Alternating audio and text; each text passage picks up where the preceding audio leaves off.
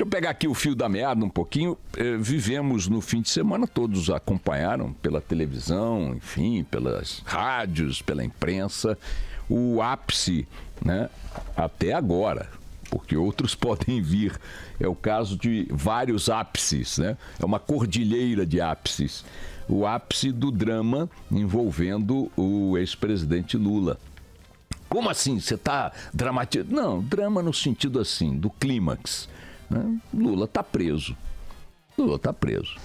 A figura inalcançável, a figura divina, mediúnica, a figura superior, o brasileiro mais honesto de todos, né? O cara que ninguém achava que poderia ser tocado por qualquer tipo de consequência decorrente de seus atos, está preso na Superintendência da Polícia Federal do Paraná, iniciando o cumprimento de uma pena de 12 anos e 1 mês de prisão. Muitos consideram que Lula foi vítima de um julgamento injusto por parte do juiz Sérgio Moro, só que o julgamento foi para uma instância superior e ali, por unanimidade, não só foi confirmada a condenação, como ampliada. Depois, Lula foi com seus advogados ao Superior Tribunal de Justiça e ali também o relaxamento de sua prisão, o seu habeas corpus preventivo foi negado. Depois foi para o Supremo Tribunal Federal e também ali o seu habeas corpus foi negado, preventivo. Deu-se então o ato da prisão, que poderia ter esperado, como eu ponderei aqui, muitos outros juristas e tudo mais, poderia ter esperado os embargos infringentes, mas o juiz executor da pena entendeu que não estava obrigado pelo Código de Processo Penal a observar esta nova alternativa. Aqueles embargos dos embargos. Embargo dos embargos. Eu nem estou chamando de embargos dos embargos para não confundir a cabeça minha, principalmente. Mas, enfim, o juiz executor da pena entendeu que não estava obrigado pelo Código de Processo Penal a cumprir essa nova protelação, chamou, aliás, este recurso de patologia protelatória e determinou a execução da prisão, expediu a ordem de prisão e Lula, depois de fazer o que era previsível, resistir ali no sindicato, faz a missa, reúne a militância, bate bumbo e tal, entregou-se como era previsível que o fizesse.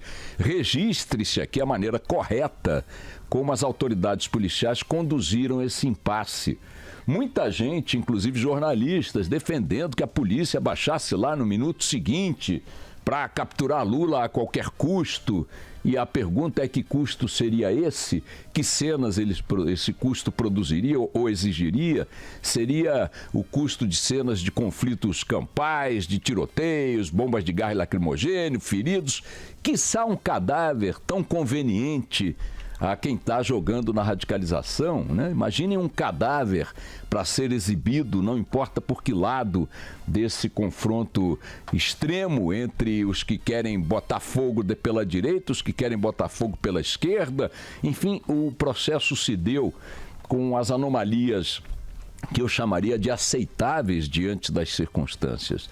É claro que colocar na cadeia um político que em qualquer país do mundo tivesse o protagonismo contemporâneo que Lula tem na política brasileira produziria, no mínimo, instabilidade emocional, no mínimo, para não dizer outras instabilidades que não se configuraram.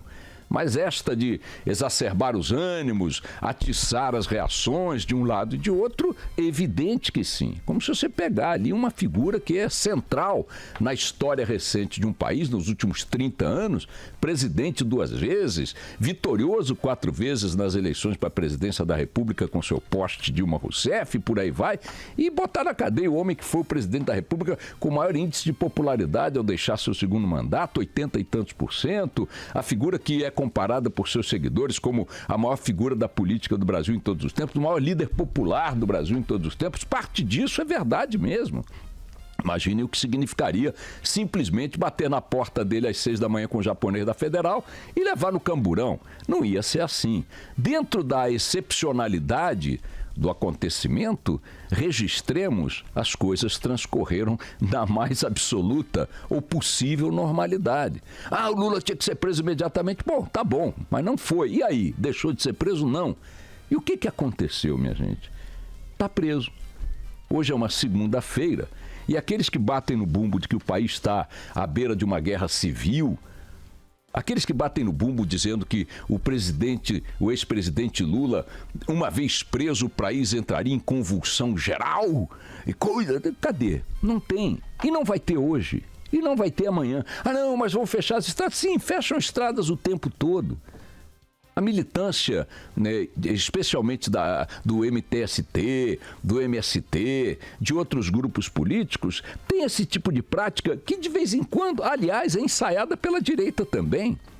O que fizeram os arautos aí do combate ao Lula na caravana lá no Sul? Fecharam estradas, bloquearam a caravana, deram uns tirinhos, jogaram ovos, jogaram pedras. Então, são práticas que vão se disseminando nas extremidades da ação política e que podem se repetir agora, aqui e ali, mas eu quero insistir no fato de que a história está caminhando sem que o Brasil esteja à beira de uma convulsão geral. Mesmo hoje, mesmo amanhã, mesmo depois, não vai haver isto, por uma razão muito simples. Quer em função de Lula solto, quer em função de Lula preso, o foco que a população está mirando é a eleição de outubro. Ali a população vai se manifestar no seu conjunto. O que está acontecendo agora, queiramos nós apoiar ou criticar, é a ação de uma parte, e uma parte bem pouco representativa do ponto de vista numérico, né? Reação dessa parte pouco representativa do ponto de vista numérico, a um fato que está seguindo sua cronologia inevitável. Condenado sendo, perdendo os recursos que perdeu, para a cadeia tem que ir qualquer um à luz do que determina a lei no Brasil hoje. Pode mudar na quarta-feira, se o Supremo Tribunal Federal entender que tem que se alterar a determinação de prender condenados em segunda instância. E se o Supremo assim entender, numa decisão apertada que pode acontecer, o que acontecerá? O país cairá numa revolução? Teremos uma guerra civil? Não, também não teremos. Teremos a gritaria de um outro lado, também e talvez até mais expressiva, ou igual, ou menor, também com atos extremos aqui e ali, com ataques eventualmente ao prédio de algum ministro do Supremo, como o pessoal do MST atacou o prédio da ministra Carmen Lúcia em Belo Horizonte. Situação até agora, aliás, não apurada pela polícia do governador petista de Minas Gerais. Mas não teremos uma convulsão nacional. E por que eu estou me fixando nisso? Porque é isso que representa que a sociedade, o conjunto da população, não vai embarcar nessas aventuras de ir para a guerra, de ir para o pau, de ir para o confronto generalizado, aberto, incontrolável, em função da pauta que gira na agenda da classe política.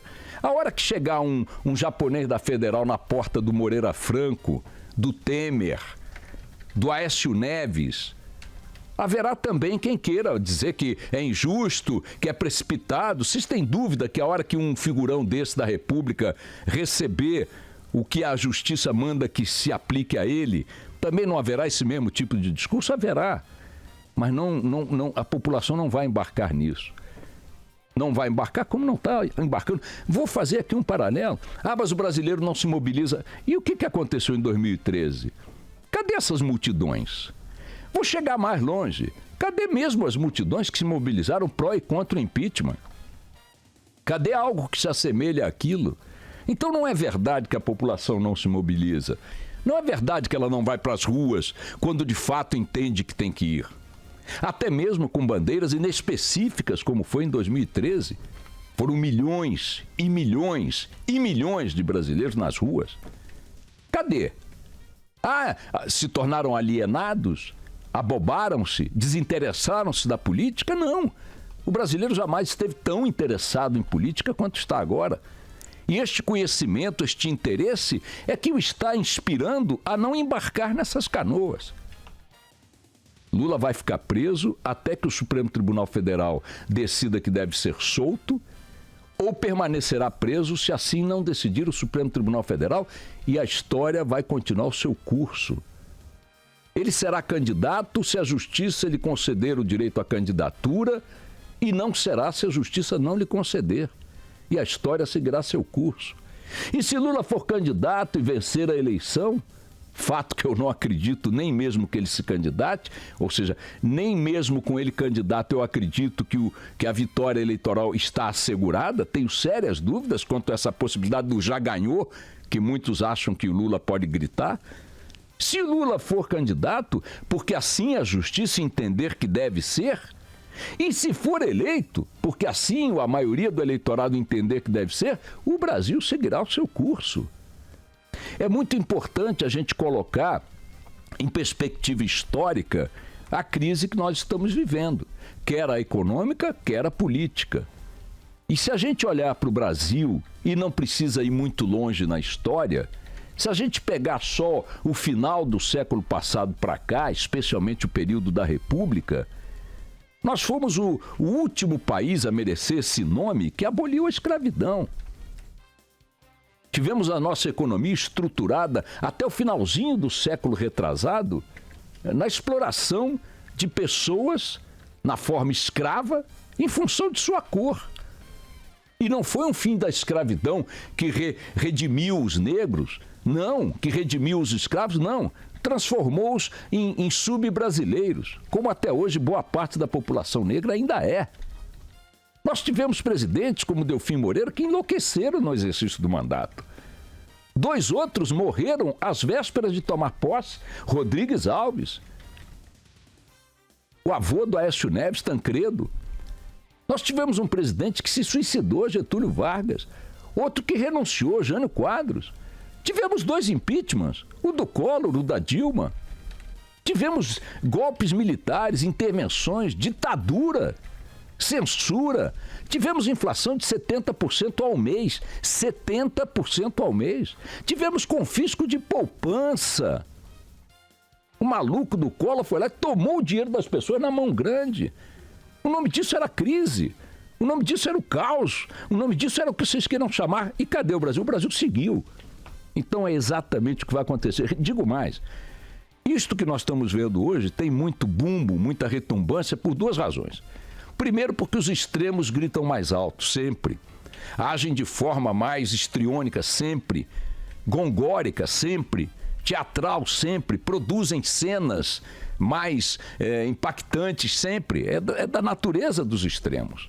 O cara ali que está indo levar o filho na escola, a dona de casa que está cuidando do dia a dia, o dono de casa que está cuidando do dia a dia, a mulher trabalhadora que está indo agora garantir o seu salário, o cara que está na fila do médico e tal. Raramente as pessoas, que somos nós, afinal de contas, produzimos a detonação de uma bomba atômica. A população não é composta por essas pessoas, não é motivada por essas ações. As pessoas não são extremistas, não gostam de andar nos extremos, nem na vida pessoal, nem na vida profissional, nem na vida familiar, nem na vida econômica. E são as franjas. Elas pautam o debate, e hoje mais ainda, não só por conta dessa ebulição com que costumam operar, mas porque hoje estamos conectados, tudo que se faz é visível, tudo que se faz é transmitido, é divulgado. Tudo que se faz ganha maior visibilidade do que jamais se ganhou, mas não significa que estejamos em um período histórico, dependendo do passo que dermos, o Brasil afundará no abismo. Esse é o discurso que eles querem implantar na nossa cabeça para se colocarem como protagonistas das nossas vidas, do nosso tempo, da nossa história e, acima de tudo, do nosso futuro. Se prender o Lula, o Brasil está acabado. Não está, o Lula está preso. Hoje o Brasil está seguindo para o trabalho como vai todas as segundas-feiras de manhã. E se prender o Temer amanhã? Nada, até menos acontecerá. E se prenderem o Aécio e o Alckmin? Nada acontecerá, nada. E mais, há uma discussão que é grande, não é pequena, envolve juristas, OAB, jornalistas e tal, apetrechados e tal, que dizem, olha, é um sistema de excepcionalidade, estão fazendo uma caça às bruxas, estão levando gente para a cadeia, sem considerar o que está na Constituição, o que está ali, o que está ali. Eu respeito esses pontos de vista, mas digo o seguinte, a soma dessas, chamemos, atipicidades, excepcionalidades, chamem do que quiser, a soma é uma soma que a sociedade apoia. À direita, à esquerda e ao centro. Pergunte aos extremistas de esquerda que estão pichando o prédio da Carmen Lúcia como reagirão se o preso for o Temer. Perguntem ao de direita como reagirão se o preso for o Lula. Vejam, há uma aceitação do resultado, mesmo com o Moro está radicalizando, o Ministério Público é tomado de torquemadas, não sei o quê, mas há uma aceitação quando o resultado é compreendido como um resultado que traz um avanço na luta contra a corrupção e contra a impunidade. O país está de saco cheio dessa história. E não está de saco cheio dessa história na esquerda, na direita ou no centro, está de saco cheio dessa história em todos eles. Então, minha gente, quando eles se depararem com o espelho, com as consequências do que fizeram ao longo de décadas, de séculos, e começarem a gritar, mesmo com o discurso do Lula, ou com o do Temer e seus amigos, ou do Aécio e seu sentimento de perseguição, ou do Alckmin e sua santificação, não importa. Quando eles começarem a gritar, saiba que estarão gritando por causa dos seus umbigos, não por causa da nação brasileira que estará por conta disso à beira de um colapso. O colapso não passa por aí. Nós temos várias coisas que nos colocam à beira de, não diria precipícios definitivos, mas precipícios expressivos. O buraco social é gigantesco, a educação está largada, a segurança pública é um caos, a saúde pública é um caos, a preservação ambiental é um caos, a população de rua não para de aumentar, temos problemas seríssimos. Aí sim nós temos problemas, mas não nessa agenda deles. Essa agenda deles alimenta o oba-oba das suas galeras, de um lado e de outro, de seus bons e bem remunerados advogados, de um lado e de outro, de alguns amigos mais chegados nas Cortes Supremas, de um lado e de outro. Mas não é a nossa agenda, não é a nossa pauta, não é o nosso destino. Vamos ver o que o Supremo Tribunal Federal vai fazer essa semana e preparemos-nos para qualquer tipo de decisão. Uma vez tomada, deve prevalecer e a vida deve seguir. Vamos lá.